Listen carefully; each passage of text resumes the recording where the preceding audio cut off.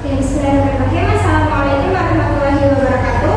Waalaikumsalam warahmatullahi wabarakatuh. Selamat siang. Selamat siang. Gimana kabarnya anak-anak? Baik? Alhamdulillah. Oke, untuk memulai pembelajaran pada siang hari ini, mari kita membaca basmalah bersama-sama. Bismillahirrahmanirrahim.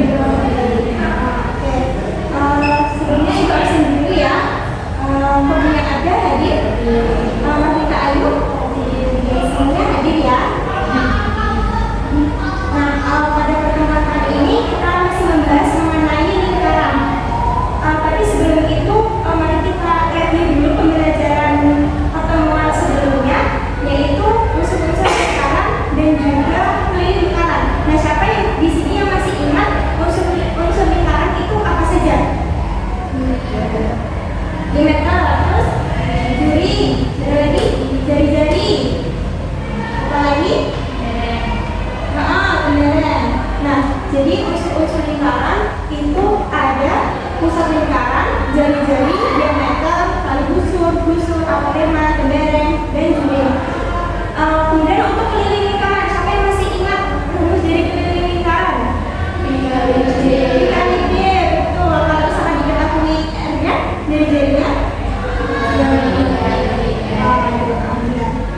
Nah, pada siang ini kita akan melanjutkan materi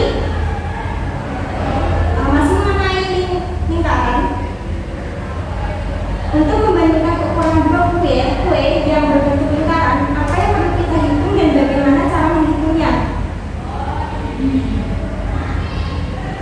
Nah, jadi pada pertemuan kali ini kita akan belajar tentang luas lingkaran, bagaimana cara menemukan lingkaran. Nah, luas lingkaran itu apa sih? Luas lingkaran yaitu ukuran dari wilayah atau area yang tercakup oleh bagian dalam lingkaran. Jadi jelasnya.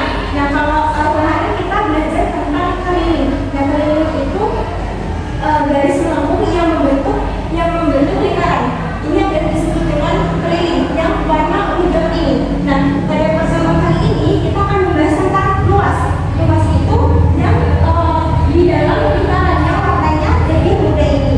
Ini yang dinamakan dengan